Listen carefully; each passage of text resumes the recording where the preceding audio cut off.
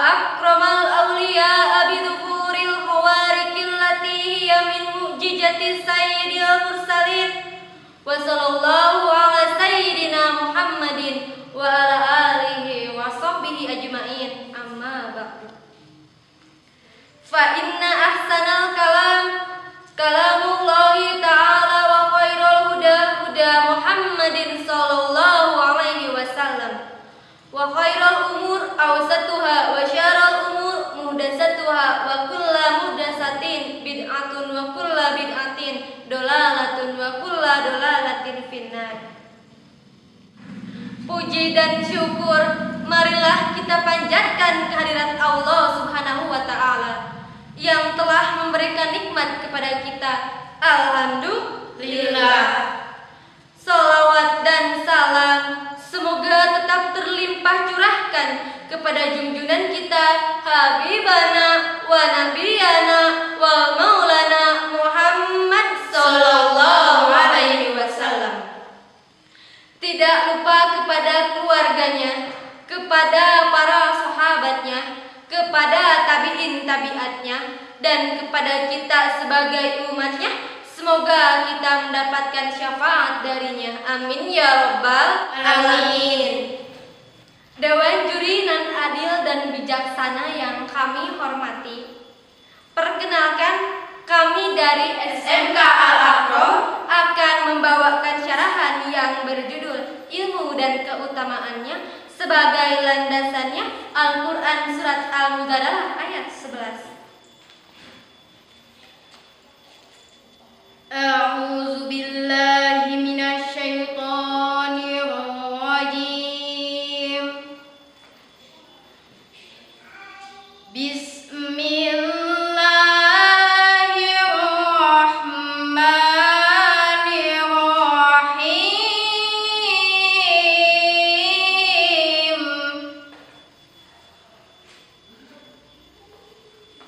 Ya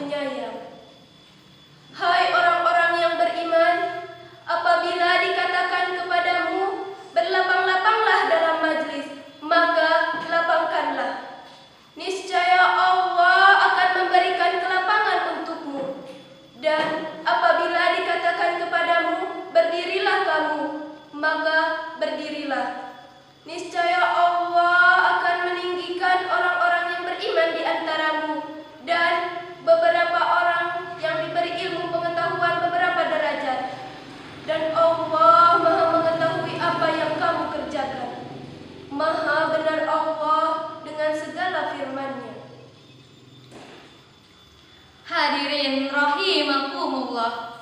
Intisari dari ayat tersebut ada 3 poin. Yang pertama, adab menghadiri majelis dan keutamaannya. Yang kedua, Allah akan mengangkat derajat orang yang berilmu. Yang ketiga, pengetahuan dan balasan Allah Subhanahu wa taala. Yang akan kami bahas dalam kesempatan ini yaitu ilmu dan keutamaannya. Salah satunya adalah Allah akan mengangkat derajat orang yang berilmu. Hadirin rahimakumullah. Firman Allah ini berlaku untuk umum. Siapapun yang beriman dan berilmu, maka Allah akan mengangkat derajatnya tidak hanya di dunia, tetapi juga di akhirat. Sayyid Qutb dalam tafsir fi Jalalil Quran menjelaskan bahwa ayat ini mengajarkan kepada kaum muslimin bahwa keimananlah yang mendorong mereka untuk berlapang dada dengan mentaati perintah. Ilmu yang bebenah jiwa lalu mereka bermurah hati dan taat. Iman dan ilmu mengantarkan seseorang kepada derajat yang tinggi di sisi Allah. Menurut Muhammad Sayyid Tantawi dalam tafsir At-Wasit jilid ke-13 halaman 85 baris ke-16 menyatakan, Yarfa'ullahu ta'ala al-mu'minina shadiqina minkum darajatin adba'atan fil akhirah. Allah akan mengangkat derajat orang-orang yang beriman dan beramal soleh serta berilmu pengetahuan dengan derajat yang tinggi di sisi Allah. Dan Allah tidak akan menyia-nyiakannya, justru Allah akan meninggikan derajatnya dengan derajat yang paling tinggi dan agung.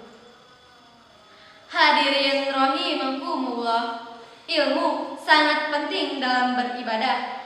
Bila beribadah tanpa disertai dengan ilmunya, maka ibadahnya akan sia-sia.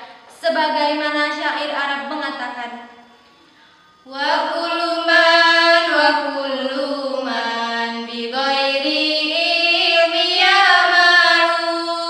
amalu mardudatun la tuqbalu.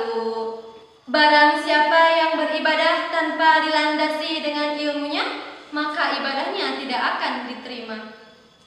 Tidak hanya dalam beribadah saja, dalam urusan dunia pun harus dilandasi dengan ilmu. Imam Syafi'i pernah mengatakan, Man arada dunya fa'alaihi bil ilmi wa man arada al-akhirah fa'alaihi bil ilmi wa man arada al-huma fa'alaihi bil ilmi fa'alaihi bil ilmi. Bahagia di dunia harus dengan ilmu, bahagia di akhirat harus dengan ilmu, bahagia keduanya harus dengan ilmu,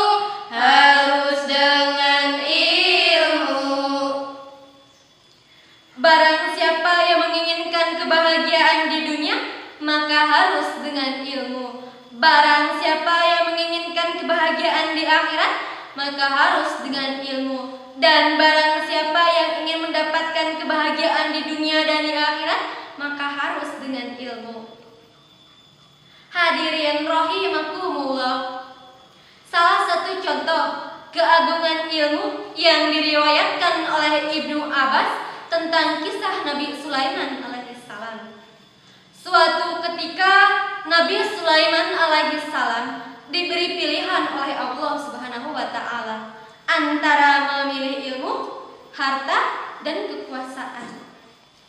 Akhirnya Nabi Sulaiman alaihissalam lebih memilih ilmu, dan ternyata dengan ilmu Nabi Sulaiman alaihissalam mampu mendapatkan semuanya. Harta yang melimpah, istana yang megah, bahkan wanita atas kehendak Allah Subhanahu wa taala. Oleh karena itu, menurut Sayyidina Ali karamallahu wajhah berkata, Ilmu lebih baik daripada harta. Orang yang banyak harta akan sibuk menjaga hartanya, tetapi ilmu akan menjaga pemiliknya.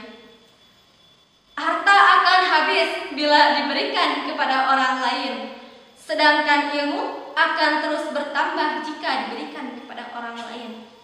Ilmu adalah kuasa, sedangkan harta adalah dikuasai. Orang yang banyak hartanya akan mati, sedangkan orang yang berilmu akan tetap hidup. Walaupun pada akhirnya mereka tiada, tetapi pengaruhnya, jasanya, karyanya akan tetap abadi. Hadirin rahimakumullah. Oleh karena itu, marilah kita sama-sama meluangkan waktu untuk mencari ilmu. Lalu, ilmu apakah yang harus kita cari? Apakah semua ilmu wajib kita pelajari? Tentu tidak. Ilmu yang harus dipelajari adalah ilmu yang memberikan manfaat kepada kita, seperti ilmu tauhid dan ilmu fikih. Lalu ilmu yang memberikan madarat kepada kita, seperti ilmu sihir, ilmu santet, ilmu pelet, itu tidak boleh kita pelajari.